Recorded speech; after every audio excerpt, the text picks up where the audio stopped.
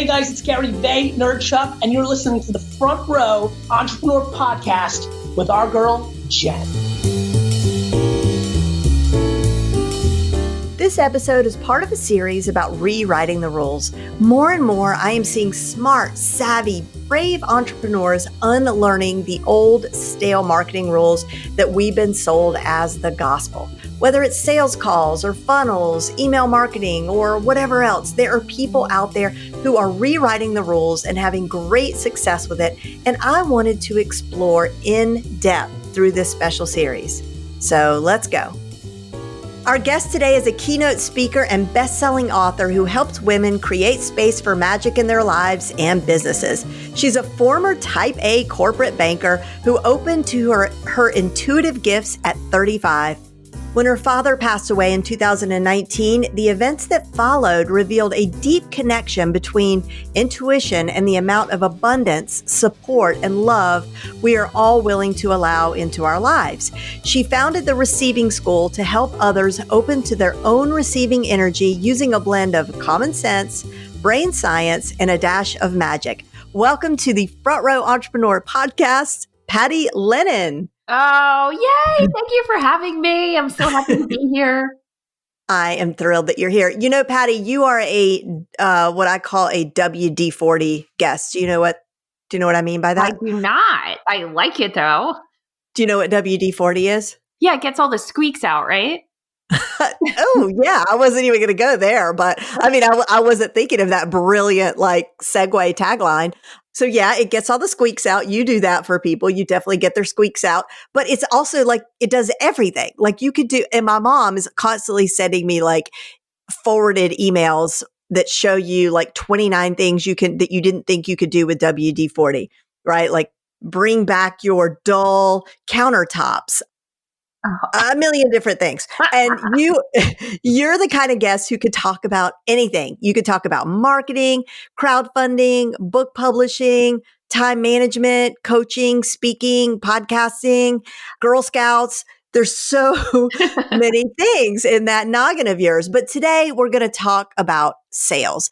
And we're going to do that through the lens of rewriting the rules, since that's kind of the focus of this special series that I'm doing on this podcast. And when it comes to sales, I don't know anybody who has rewritten the rules more than you have. I love your sales call process, and I'm excited to share it with our listeners. So let me start off with this question.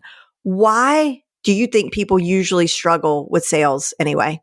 I think it's the way we're raised and what we see out in the world, whether it's media or our own personal experience with sales, or then later on for us as entrepreneurs, all the digital marketing shtick that we're fed about sales. We have these Carl Jung, the theorist, kind of coined the idea of archetypes. I mean, it existed before, but that we have these archetypes hanging out in our heads, like the archetypical mother, father, all of those. And I think as sales is concerned, we have the sleazy car salesperson. And then we've got the Wall Street slick salesperson. And then you've got this earth goddess, mother, moon, whatever salesperson that just opens up her, world, and everyone just buys from her. And I think everyone tries to figure out where they fit in those archetypes. And the reality is none of those exist in the real world. I mean, those types of people do exist, but most of us don't need any of that. And because we're trying to figure out where we fit as a salesperson, that's where we get lost in the process of sales. And it becomes this super uncomfortable container for most people. Well, I know you disagree with the approach that most quote unquote sales gurus take. Why is that? Well, most sales gurus are one of two people. They're either someone who's born a salesperson, and most of us aren't. And what I mean by that is some people are naturally born to ask. They'll ask for anything. One of my children is a born salesperson. And I love it because I know that he will always have work in the world. Like, he brings me great comfort. I've got one of those too. Yep. When he does not do his schoolwork, it brings me great comfort to know he will be able to put food on the table. But most of us are not born that way. So a lot of the sales gurus that teach, that originally taught, are those natural salespeople. So they're teaching something that works against the way we're actually built. And so they're basically like, just keep asking, always be closing. There's this, and for them, that works. But for most people, it doesn't. And so I don't teach that at all. And I'll talk about why in a minute. The second sales guru that teaches is actually someone who learned from that other type of sales guru, is now producing their own shtick, essentially, but isn't actually comfortable with it. And so they teach it from this very toxic place. And they tend to use a lot of manipulation and shame in what they teach, because they sort of digested that themselves, not like living up to what their sales guru taught them. So this idea that we need to always be closing, the idea that you're successful when you get a sale, that whole concept actually works against people becoming good salespeople. Because when you actually sell well, what you've done is you have received from the person that you're selling to, or the group or the community or the company, you've received from them a very clear understanding of what they need in this moment to achieve whatever it is they want to achieve. You've digested that information, you've processed it, you've looked internally and decided, am I that solution for them? And if I am, I offer it to them. And then there's this clean exchange. But if I'm not, I offer them something else, either the clarity that I'm not the right person, they should look somewhere else. Maybe I offer them a resource. Maybe I offer them just some clear understanding, giving them back exactly what they need so that they can go out and have a clearer search for it. But it's that clarity that really is at the heart of good sales, and sales gurus don't teach that. And I think that's what gets people into this place of sales shame, of sales resistance, and of fear.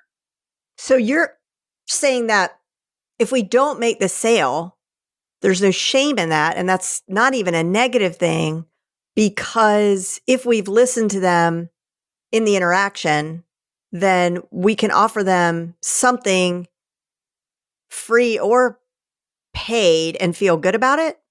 Exactly. So for me, what sales gurus teach typically is that a successful sale is a sale you close.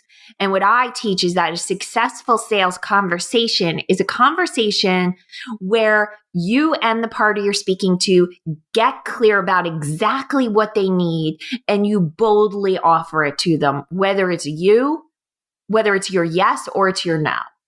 And if every single time you have a sales conversation, you accomplish that, that's success.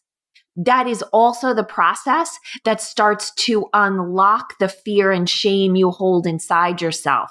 Because every time you show up in a conversation and help another person by saying no, you strengthen within yourself that you're a good person in that sales process, and then can more freely offer the yeses that, yes, I am the person you should buy from, and I'm going to advocate for you to buy from me, because that's what a good person would do. So what is the most important shift that people can make in their mindset to be more successful? Or is that simply it? Is just coming from that place? Well, when I teach sales, and I know we're going to do it inside your community, I teach it as a 5-step process. And in the middle of the 5 steps is what I call the missing step or the silent step. And it's essentially when you've had a conversation with them about what they need, where they're going and where they are right now, and then kind of summarize exactly what they need at this really high level. At that moment, you want to add a step, and this is the step sales gurus don't teach, where you ask yourself, am I the right person to help them? This is where the sort of that little greedy monster that wants all the money gets to have, gets to have a say, but that angel inside of you that wants to just be helpful has the power. And so that little greedy monster's like, we want the money, but then the angel gets to say, okay, but we only get to have the money when we're the right solution. And are we the right solution? And she or he, the angel version, gets to decide. And from there, that dictates the rest of the conversation. I love that. All right, can we back up a minute and go back to something that you said about boldly presenting the offer? What's all that about? Like, how am I going to, I mean, I feel like that's definitely something that takes practice. Yeah. And I don't know a lot of people who are able to do that really comfortably. Yes. So when you are showing up at the end of the sales conversation, which is where you make the offer. If you're making the offer anywhere earlier in the sales conversation, the way I teach it, that's for me, that doesn't really work, because every person that's in the process of buying anything has a trigger in their brain that is trying to get them to not buy it. No matter how much you need anything, including toilet paper at the beginning of the pandemic, there was a part of you that was like, don't spend money. Like there is a part in everyone's brain that's like, just don't spend money, right? So you want to make sure you don't trip that switch when you're in a conversation with someone. And the reason you don't want to trip that switch is because you want to create a safe space for them to explore their needs and find the right solution for themselves. So assuming you don't trip that switch, you're not making an offer early on where you're jumping into the sales conversation saying, hey, I already looked at your form. Let's say you have them fill out a form before they get on the phone with you. And I know XYZ is great for you. That's not an example of a bold offer. That's just cheesy. So first you have this conversation with them, you identify their needs. Now you're getting to a point where you've said, yes, I am the right solution for them. Making a bold offer, two things. One, it does take practice. And I really do encourage people to do a lot of sales conversations in a short window of time, because we each within us have a trigger in our brain in the amygdala, the fight or flight response, where we do not want to be seen as that horrible used car salesperson. And so it sort of like retracts us. And the reason it's doing that is it's saying, if you make a bold offer, that other person's going to think you're a cheesy salesperson and they're going to reject you. And we don't want to get rejected. And because we believe that rejection is the worst thing that can happen, our amygdala believes our rejection is the worst thing that can happen to us. It's going to try and get us to avoid it because it's scared of what it would feel like if we get rejected. When you do a lot of sales calls in a short window of time, and I recommend 20 sales calls in 20 days, but you don't have to necessarily take that particular challenge. What happens is all of a sudden your amygdala starts to understand nothing horrible is happening. And always what happens is you have at least one or two sales, but typically a lot more than that. And so then the amygdala gets the reward of success. And that fight or flight response to making a bold offer powers down. So that's one piece of it. Hey, sorry to interrupt this juicy conversation, but I wanted to let you know that today, this amazing bundle just dropped. If you go to jenlehner.com/bundle, you are going to love this. I'm basically calling it like an AppSumo kind of thing, but it's for information products. So this one is called Coach to Profit 2.0. And I'm one of like 25 other coaches who are contributing their best products. So there's e-courses and PDF workbooks and templates and checklists and all this stuff that they valued all of it at like over $5,000, but they're selling it for $49. So you may have heard me talk about this last month when I wasn't a part of it, and it was for people writing books. This bundle is for coaches and consultants. So it's only going to be around for a little while. So check it out again, jenlehner.com/bundle. Okay, let's get back to our conversation. The second piece of it is that oftentimes we pull back from a bold offer because we want to take care of the other person and not make them feel bad or awkward if they have to say no. But if you add that missing step where you really do check in with yourself and you say, is this right for them? And for people where it's not the right offer, you spend just as much time and care and energy of helping them leave the sales conversation and go find a different resource. Then that one little step, that missing step, that silent step, starts to reimagine for you what your role is. And that role as an advocate then allows you to step into a more bold offer. Because if money wasn't involved and you had someone standing in front of you that needed, let's say, well, I know we have a house, right? And so in the beginning, we used to buy less expensive tools. My husband would, trying to save money. But over the years of owning a house, we've come to understand it's better to invest more money in the tool that really is going to last, right? So now if we were to see someone that was a new homeowner, we'd be like, believe me, spend the extra $500, get the whatever. In the long run, it will save you money, right? We would show up that boldly because we don't want them to struggle long term. But we're not getting any money for that tool, so it's easy enough to do. Well, the more you spend time in that advocate role, when you get to the point where you're making the offer, the money will stop having so much meaning for you because you're going to see them buying what you're selling is really going to save them time, money, energy, stress.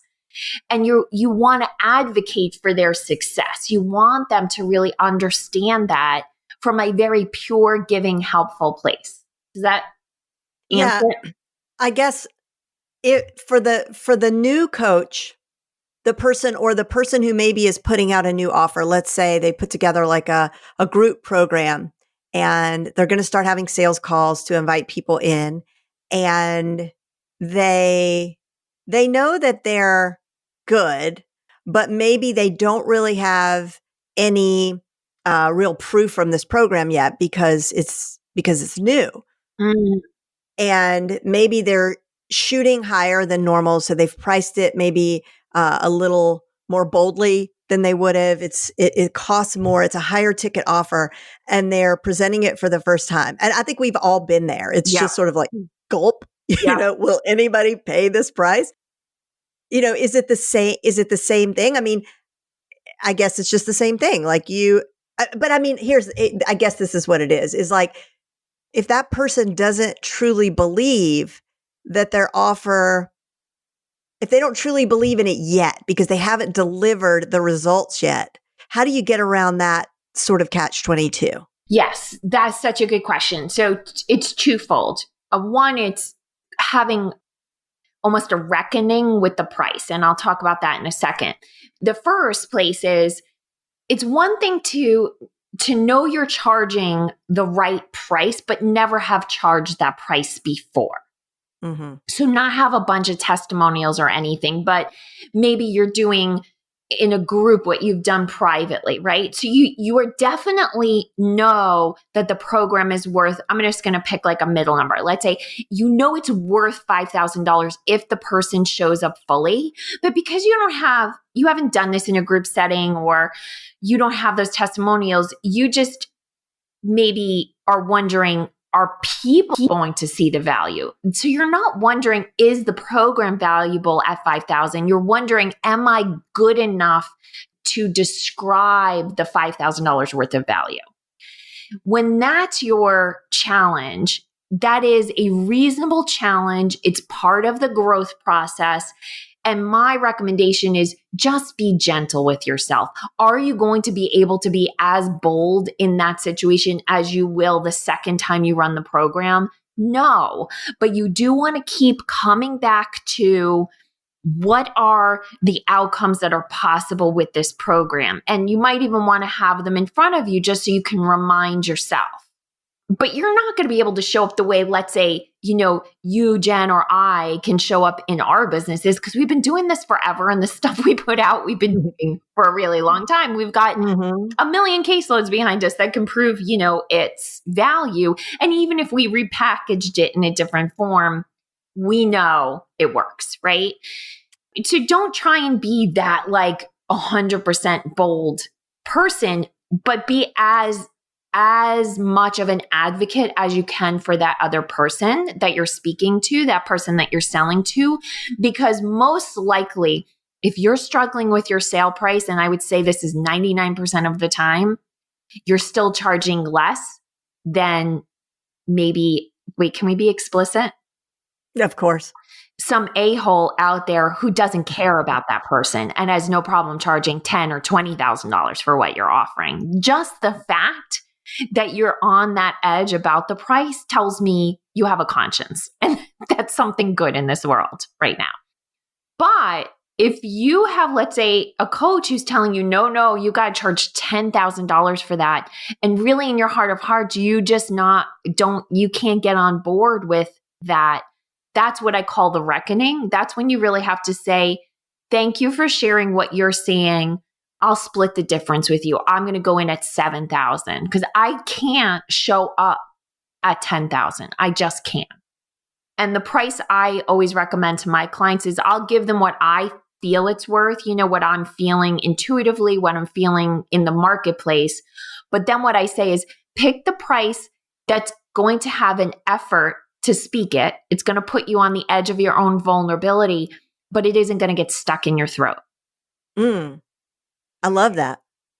All right. So what about, and I know I've definitely done this, I don't do it anymore thanks to you, but when you put the price out there, so there comes the time in the call and they're like, yeah, this sounds great. What's the investment? And then you say $10,000. And then you say real quick, but we have weekly calls and also, I'm there all the time and I have a payment plan and blah, blah, blah. Like you start to fill in that space with chatter. Like, how do we not do that? Or I guess I should say, like, why is that not good? Number one. And if it is not a good thing to do, how do we curb that? Yeah. So it's not a good thing to do. And I'll give you a very human explanation. First of all, just strategically in sales, once you give the price, you need to stay silent just as a rule, right? You just sometimes you just have to put some containers, some rules in place for yourself so you don't fall off the wagon, right? So, when I start, COVID, I gained weight because I was eating more, junk food than usual. So then when I'm getting back on track, I just put a rule in place, no sugar, because I don't try and figure it out for myself. It just makes it easier, just no sugar. And then it's not confusing. That's such a good, that's a really good in sales, analogy. It's just because I can convince myself that 3 M&Ms aren't going to be a problem, but just take the decision away. So this is one of those places where you just have to put a rule. Just be quiet. It's going to be painful. It's going to feel super uncomfortable at first. You just be quiet. And so that's the rule. But from a real human level, when I teach sales, I talk about it as if you are passing a ball back and forth between you and the other person you're speaking to. And always you want to keep the ball moving back and forth, which means if you've handed off the ball to the person you're speaking to, you need to wait for them to give you the ball back. You don't go and grab the ball back from them. And that's the conversation, the art of the conversation. So once you've handed them the price, the ball's in their court, you need to respect the fact that they are equal in this conversation. They have the ball and you need to wait for them to hand you back the ball. And that's for them to do. Oh, I love that. And that's something I think everybody can really wrap their brain around. That's so visual to me. So I really like that. All right. So would you mind, and if you don't want to do this, this is fine, but I would love it if you would sort of walk us through the steps of the way you do a call. Yep. I can do it super quick. Okay. Thank you. And the first step, it might be a little bit different than what you're used to. So not you, Jen. I know you've taken, you know my steps, but I know your steps. So a lot of people will start a conversation with saying, so why did you come? What's wrong? What do you want to change? The first thing you want to do in a sales conversation is really start with, where would you like to be a month from now, 6 months from now, a year from now? And if you're selling let's say an object, you don't have a service-based business, which is really only what I deal in, but let's say you're selling a couch, where it's not like, where do you want to be a year from now? A cow? We're selling a cow? No, a cow. We could be, but a couch. Couch, sofa. Yes. Sorry. Well, same thing. Well, a year from now, I'd like to be drinking milk from my own cow, right? So where that question's kind of a little off, it could be like, so you've walked into my furniture store, what do you see yourself acquiring? So the point of the beginning of that sales conversation is you want to get them into the highest vibration possible. You want to get them into what's possible for them. And so when you're doing a service-based business, definitely, I'm so excited to be on the call with you to hear what you're looking to do or create or become. Tell me what you want a year from now, 6 months from now that brought you to this call. So you really want to get them to that higher feeling place. And the reason is, from a very practical standpoint, you'll always want to be clear. You both want to have the starting and end point agreed upon, meaning you both want to be on the same page of where this person you're helping is going. From an energetic or a metaphysical standpoint, that actually sets the sales conversation into the vibration of possibility, which is a much higher vibration than the vibration of challenge or fear, which is probably what's really brought them to the sales conversation, meaning something's wrong that they want to change. So first step is, where do you want to go? Then you can get them to where they are, what's going on for them right now. So then the second step is, okay, and where are you right now? And in the process of doing that, then you want to create a bridge for them that explains to them how they get from where they are to where they want to be. So for instance, I have a program called the Receiving School, and it helps people open up to receiving. And so if they're saying, they come to me and they're like, I really just want to be able to, I know I'm blocking money. I want to let in more money. And then they say, where I am right now is, I'm blocking money, right? So where I want to be 6 months from now is I want to be flowing $10,000 a month in my business. And where I am right now is I'm blocking it. When I repeat that back to them, I'm going to say, okay, so then what we want to do is remove those blocks, and you want to release the resistance that is keeping that away. And that's a very simplistic version of a sales conversation, but that would be sort of the bridge. So meaning, I'm not telling them you need receiving school. So that's a mistake people make. So you don't want to say, oh, what you need to fix this is my thing I'm selling. You want to give them the solution without attaching it to your program. So if Jen, let's say you were doing CEO, can I use CEO, or do you want me to use? Yeah, front row CEO. Front row CEO. So where I want to be a year from now or 6 months from now is I want to have my perfect VA in place. I need help. I know I need help. I see myself. I'm free from all of these menial tasks. I am like flying high. I am running my company at the level of CEO. But where I am right now is I'm doing all the things. I'm wearing all the hats. I'm so sick of it. I hate all these tasks. So then Jen might say, okay, well, the first step is to really get clear about what tasks you're ready to let go of. And Jen, I may not do a perfect job of this, but this is great. I've done CEO, so I can and so then the second step is really to create a strong job description of exactly who you want, to then put that job description out in a way that allows you to attract the right candidates, put a testing process in place, and then ultimately have an onboarding and training process for your assistant so that they do become that perfect VA. Now, that is in part what Front Row CEO gives you, but at no point have I mentioned the program. Does that make sense? Yes. So you're helping them believe in the solution without triggering them that you're trying to sell them something, and also giving them some time and space to contemplate the solution without the price tag so they can even feel into, is that right for them? And then before you move to that silent step, you want to ask them, does that sound good? Does that make sense? And that's where you really get that fertile ground of getting underneath what do they need? Where are the solutions? Because the person might say to you, Jen, oh God, I'm so bad at hiring. I've tried hiring. I can't, that sounds good, but I know I'm terrible at hiring. And that's where you can say, well, there's programs, mine's one of them. You can mention it at that point, but there are ways to get training on how to hire. Being good at hiring isn't something people are born with. It's something they learn how to do. And most likely you just haven't had the proper training on how to hire.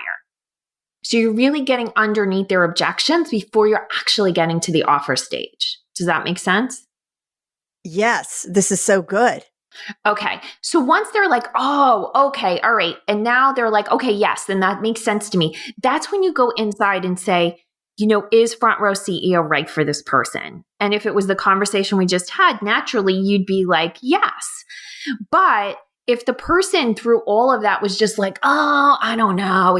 And you can just feel that they're committed to staying in their challenged place.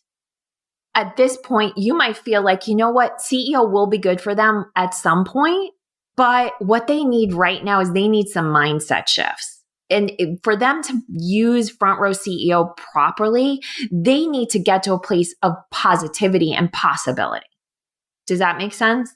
Yeah, that's great. And at that point, you wouldn't go any further with the offer. You'd say, you know what? I know that this is going to work for you at some point in the future, but here's what I really think you need. What I think you need right now is, and you might say a mindset course. I think you need a vacation. I think you could recommend lots of need things. A Xanax. Yeah, you need therapy. I mean, there's been times in my coaching as a business coach where I'll get to this point and I'll say, look, I really want to move forward with you. I actually think I can help you and we can talk about how that would work. But what I think you need right now is marriage counseling. Every step of this conversation, you have talked about your partner as being a problem. And if that's what's most alive for you, you need to start with marriage counseling and then come back and we'll talk more. Anyway, but most of the time you're going to get someone, I mean, as long as you've had a clear sales introduction process, meaning whatever got them onto a sales call, there was some introductory type of sales page or training or a blog article that kind of prepped them for what you're about. 80 to 90% of the time, you're going to be like, yes, this is the right solution for them. Then the next step you're going to make is you're going to get permission to make an offer. And this is another thing that a lot of people skip over. So this is where, as you think about the ball being passed back and forth, you've said, does this sound like a solution for you? They've given you the ball back by saying yes. Now you need to give them the ball back, but you don't want to go right to the offer. You want to say, well, I have a program that really does what I've just described, and I do think it would be good for you. Would it be okay if I offered it to you, if I told you about it? Now you've handed them the ball back, and then, I've never actually had an experience where people are like, nope. So then they're going to say, yes, it's okay. And what's happened in you asking permission is you've added another layer of respect. You've added a layer of trust. You've gotten them to commit to the offer, which then frees you up to make the offer internally, psychologically. And so then that's where you make the bold offer. And when you make the offer, you want 80% of your language to stay on benefit and 20% to stay on features. Meaning most of the words you use should be talking about what they're going to get from it in terms of change in life. So with Jen, it would be like, what you're going to get from this program is the freedom to really do the high level work you're meant to do the $100,000 an hour work that you can produce and not being sucked down by the $5 an hour task. What you're going to get is the ability to make more money because you're doing more of that money making activity and not have to focus on replying to emails or processing blogs or whatever is sucking you down. In the program, you'll have my time and attention. So you're going to have my eyes directly on your business. So you're not going to have to worry, are you doing it right? So most of that language is actually benefits. We're not actually talking about the specifics about Front Row CEO. Does that make sense? Yes. I love that so much. Can you model that for receiving school as well? Like what would that look like for you to talk about the benefits versus the features? Yeah. So receiving school is like a 6-module, 8-week course, right? So I would say, so in receiving school, we're going to spend 2 months together. During that time, what you're going to start to understand is first, so early on, you're going to learn some of the behaviors you're doing on a daily basis are actually blocking things from coming in right away. A lot of our members see what we have tagged bags of money coming into their life within the first 1 or 2 weeks. These are typically smaller amounts of money, $50 to $500, that just show up magically. There are signs that you're on the right path. Then as that trust starts to build, that's where you're going to learn how to attract more money, more love, more support. And you're going to start to understand how to communicate with the other side of the veil, how to get signs from source, how to get signs from the universe, how to hear from your loved ones that you're missing so that you're getting permission to move forward with your life path and you get to feel good about it. But no, Okay. Yeah, go ahead. Oh, well, I was just going to say, so at this point, this is probably where I'm like, oh yeah, this sounds really great. What's the investment? Right now, That's when that happens, right? And so part of making the offer is to say, do you have any questions? Because most people won't say, oh, that sounds great. How much is it? You will, Jen. You're built like that. But most people won't. So Right. you want to, now you've handed that to them. And so you need to get the ball back. And the way you get the ball back is saying, do you have any questions? Most likely, most of the offer questions have already been dealt with at that stage where you talked about the bridge. But they might have 1 or 2 more questions about the program, but then they will likely say, yes, how much is it? And that's when you will give them the price, and then you'll stay quiet until they answer you. Okay. Well, we've mentioned receiving, like, I feel like it's a very elusive thing because we've really only touched on it. And we know you have receiving school, and receiving is a big part of all of this. Yeah. But what is the actual relationship between sales and receiving?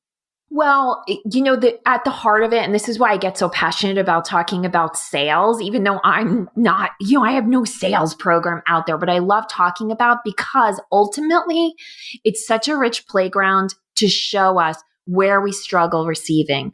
Most people, I will put quote unquote good people who are doing what they do in the world to help others, struggle with sales really because they just struggle with receiving. They're used to being the helper, the healer, the taker, carer of others. Mm-hmm. They're used to feeling valuable when they produce, when they help, when they do something. Receiving is not something we're trained naturally to do. And to me, playing in that little playground of, really trusting yourself in sales really brings up all your stuff about, am I worth it? Do I get to receive? Do I get to take in money for what I do? And can that be okay for me? I love it. This is so good. Okay, Patty, this has really been amazing.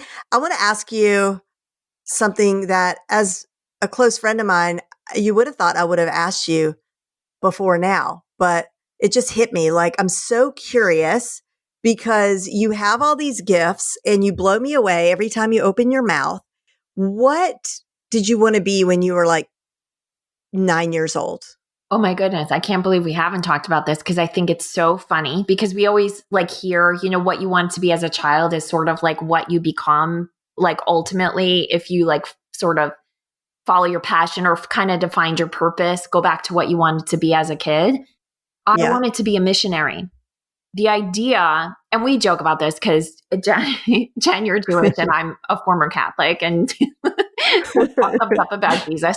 But being in my little Catholic bubble and not having other concepts of God, at the time, the idea that there were people in the world that didn't know that God loved them, it was excruciating for me.